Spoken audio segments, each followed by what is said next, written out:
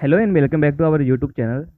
तो साथियों, आज हम बात करने वाले हैं 1962 की, जब भारत और चाइना का युद्ध हुआ था।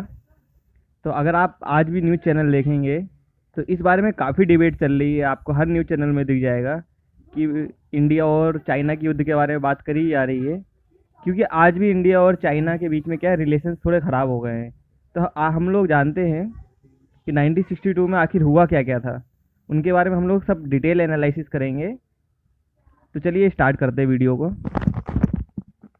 तो साथियों, पहले हम लीडर्स की बात कर लेते हैं कि कौन से देश के कौन कौन लीडर थे। तो अगर बात करी जाए इंडिया की, तो इंडिया के जो प्रेसिडेंट थे उस टाइम, तो उनका नाम था डॉक्टर सर्वपल्ली राधाकृष्णन। और इंडिया के प्राइम मिनिस्टर की अगर बात करी जाए तो सबको ही पता है कि पंडित जवाहरलाल नेहरू। उसके बाद अपने जो डिफेंस मिनिस्टर थे तो उनका नाम था वीके कृष्ण मेनन। और जो अपने चीफ ऑफ आर्मी स्टाफ थे तो उनका नाम था जनरल प्राणनाथ थापर। तो क्या नाम था उनका? जनरल प्राणनाथ थापर। ये नाम आपको याद रखना है। और अगर बात करी जाए चाइना की, तो चाइना में माओ जिदंग, तो इनका नाम तो आपने सुना होगा। ये थे chairman of communist party. Communist party आज भी राज कर रही है, तो आपको पता होगा। अभी तो ली जिनपिंग हैं, तो उस टाइम थे Mao Zedong. And the chairman of people republic of China was Liu Shaoqi. और अगर जैसे इंडिया में इंडियन आर्मी के जैसे सीडीएस हैं, जो मेन अपने हेड है, जो तीनों सेना का जो प्रमुख हैं, तो इस तरीके से उस टाइम भी जो चाइना है तो वहाँ भी एक डिफेंस का जो मेन हेड थे, तो उनका नाम था लियो रिक्विंग करके हैं। ये नाम थोड़ा कंफ्यूजिंग है, तो आप समझ जाइए। तो लियो रिक्विंग करके उनके चीफ ऑफ पीएलए स्टाफ थे। अगर बात करी जाए रीजन्स ऑफ वॉर, तो इसके कई सारे रीजन्स थे, तो चलिए उसको देखते हैं हम लोग। वैसे तो इसका मेन कारण बोला जाता है तो वह विवादी हिमालय की सीमा को बोला जाता है, लेकिन यह तो सिर्फ एक बहाना था। तो चलिए बैकग्राउंड की बात कर लेते हैं कि एक्चुअल में क्या क्या कंडीशंस बनी। तो ऐसा तो है नहीं कि कोई युद्ध एक बार में हो जाता है, इसके स्टेप बाय स्टेप करके कुछ ना कुछ कारण रहे होंगे। तो चलिए उन पर नज़र डालते हैं हम लोग एक बार। तो चलो इसके बैकग्राउंड पे जाते हैं। तो अगर 1950s की बात करें तो 1950s में क्या हुआ था कि जो चाइना की पीएलए आर्मी, जो चाइनीज पीपल लिबरेशन आर्मी है, तो उन्होंने क्या करा, एक स्वतंत्र कंट्री हुआ करती थी उस टाइम, तो उसका नाम था तिब्बत। तो उन्होंने तिब्बत पे अपने मिलिट्री फोर्सेस का यूज करके वहाँ पे तिब्बत पे उन्होंने कब्जा कर लिया।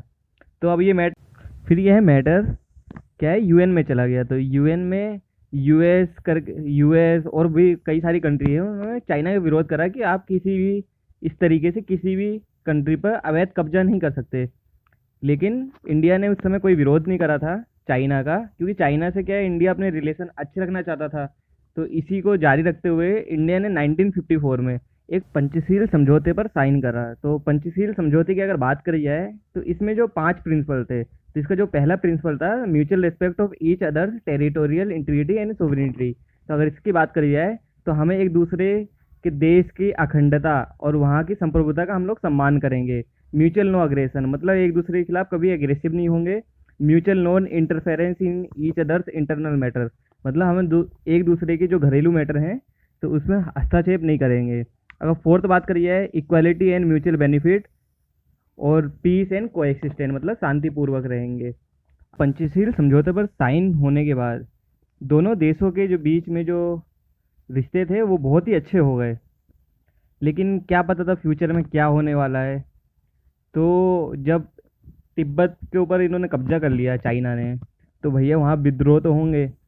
तो क्या हुआ, 1959 के आसपास जो विद्रोह हुआ, तिब्बत का जो विद्रोह था चाइना के खिलाफ, तो वहाँ से भागकर जो दलाई लामा है, आपने दलाई लामा का नाम तो सुना ही होगा, अभी अरुणाचल प्रदेश में रहते हैं।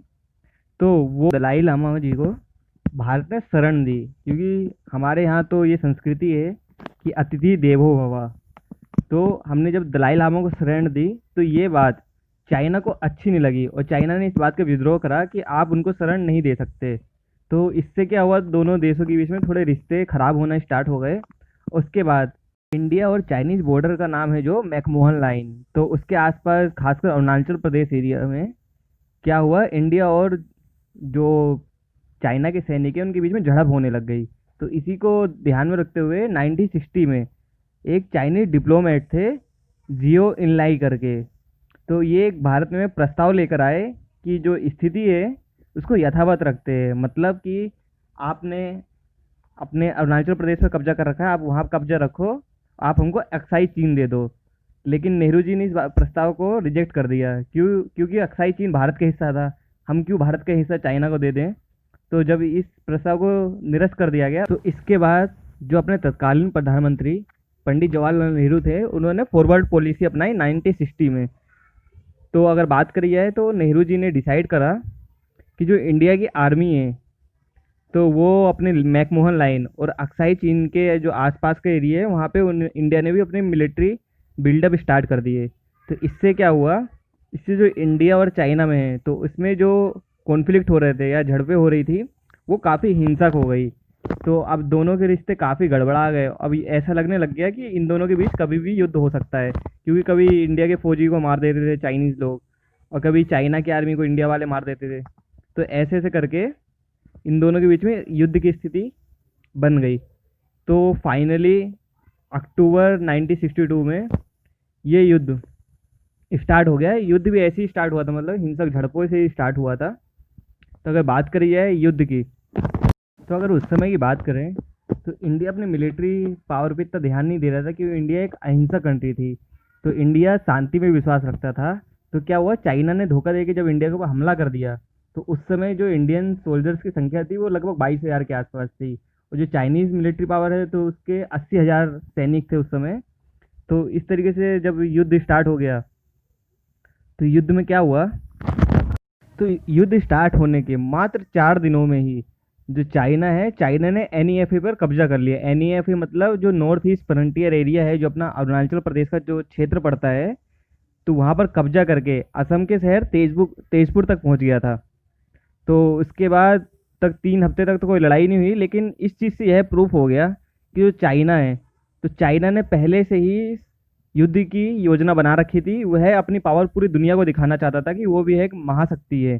तो इसके बाद फिर चाइना ने भारत को एक प्रस्ताव भेजा कि ऐसा करते हैं कि जो दोनों देश हैं वो अपनी सेनाओं को 20-20 किलोमीटर पीछे ले लेते हैं। लेकिन चाइना ने इसमें यह बात भी कही कि वो अपनी सेना जो असम का शहर है तेजपुर, तो वहाँ से 20 किलोमीटर पीछे लेगा। तो इंडिया द्वारा इस बात पे क्यों एग्री करेगा, क्योंकि इससे तो अपना अरुणाचल प्रदेश का पूरा क्षेत्र चला जाएगा। तो जब बात नहीं बनी, तो यह युद्ध दोबारा स्टार्ट हो गया। तो 1962 के वॉर की ही बात है कि उसमें भी इंडियन सैनिकों ने अपने शौर्य का प्रदर्शन करा। तो इसी दौरान एक ही बहुत ही फेमस बैटल लड़ी गई थी। तो इस बैटल का नाम था बैटल ऑफ रेजंग ला। तो ये जो बैटल लड़ी गई थी लद्दाख में लड़ी गई थी, वो भी 17,000 फीट की ऊंचाई पर, जहाँ पर तो यहाँ पर मात्र 123 जो इंडियन जवान थे, तो उनकी सेना को लीड कर रहे थे मेजर शैतान सिंह, जिनको बाद में परमवीर चक्र भी मिला। तो इस सेना ने लगभग 1,000 चाइनीज़ आर्मी के सोल्जर्स का सामना करा और उनको परास्त कर दिया। तो यहाँ पे जो भारत के जो जवान हैं, वीर जवान, तो उन्होंने अदम्य साहस का प्रदर्शन करा। इसके बाद रिजल्ट तो चेंज नहीं हो पाए खैर। तो अगर रिजल्ट्स की बात करें, तो जो चाइना ऑफिसर आंकड़ा देता है कभी सही तो देता नहीं है। फिर अगर बात करें तो उनके जो 722 सोल्जर मारे गए थे और 1697 के आसपास वाउंडेड हुए थे। और इंडिया की बात करें तो इंडिया के अप्रोक्स 1383 सोल्जर तो वो शहीद हुए थे और 1696 वाउंडेड थे। और इसके बाद जो अक्साई चीन एरिया है उस पर चाइना का कब्जा हो गया। और उसके बाद इंडिया में भी काफ़ी बदलाव आए। और इस पर अगर इन चेंजेस पर नज़र डाली जाए, तो जो इंडिया है, तो इंडिया भी इस हार के बाद भारत भी समझ गया कि हमारी सेना को भी अब भविष्य में इस तरीके की जो घटनाएं हैं भविष्य में घट सकती हैं, तो इसके लिए हमको भी तैयार रहने की ज़रूरत महसूस हुई। और जो युद्ध के बाद जो पंडित जवाहरलाल नेहरू थे तत्कालीन अपने प्रधानमंत्री, तो उन्हें भी जो चाइना के द्वारा जो हमला किया गया उसकी आशंका को ना पाने के लिए उनको भी जिम्मेदार के रूप में देखा गया। और जो सेना का जो पूर्ण रूप से तैयार जो न रहने का, वो पूरा का पूरा दोष तत्कालीन रक्षा मंत्री वीके कृष्ण मेनन पर चला गया और उन्होंने अपने पद से इस्तीफा दे दिया। और इसके बाद जो इंडिया चीनी भाई भाई वाली जो नीति है, इस पे भी काफ़ी बदलाव आया। और इसके बाद जो युद्ध है, तो इस युद्ध में जो भारत की हार हुई थी, इसके जो कारण जानने के लिए एक हेडरसन ब्रुक्स भारत की रिपोर्ट पेश की गई थी। तो इस रिपोर्ट को जनरल हेडरसन ब्रुक्स और इंडियन मिलिट्री एकेडमी के जो तत्कालीन कमांडेंट ब्रिगेडियर पीएस भरत थे, तो उनके नेतृत्व में यह कमेटी बनाई गई थी और उन्होंने अपनी रिपोर्ट संसद को पेश कर दी थी। हाँ, उस समय बोला जाता था कि जो इंडियन एयरफोर्स है और जो नेवी है वो चाइना से काफ़ी ज़्यादा स्ट्रॉन्ग है, लेकिन इसका यूज़ नहीं हुआ था क्योंकि भारत को भी डर था कि अगर इंडिया अगर इनको यूज़ करेगा तो चाइना भी इसके जवाब में भारत के शहरों पर बमबारी कर सकता है। तो इस डर से उस समय नेवी और एयरफोर्स का यूज़ नहीं किया गया था। और उस समय की जो एक फेमस घटना है अक्टूबर के आसपास की, तो 1962 में अक्टूबर में क्यूबन मिसाइल क्राइसिस चल रहा था, जिसमें यूएस और उस समय जो रसिया है, रसिया को यूएसएसआर के नाम से जाना जाता था। तो इन दोनों जो महाशक्ति हैं उस समय की, तो इनके बीच युद्ध के बहुत ज़्यादा हालात बन गए थे और ऐसा लग रहा था कि यह युद्ध कभी भी हो सकता था। इसलिए ये दो जो महाशक्तियाँ हैं तो वहाँ पे बिजी हो गई थी और भारत की हेल्प नहीं कर पाई थी, जिस वजह से भारत ये युद्ध हार गया था। तो अगर ये वीडियो आपको पसंद आया हो तो इसको लाइक कीजिए, शेयर कीजिए और हाँ, हमारे चैनल को सब्सक्राइब कीजिए।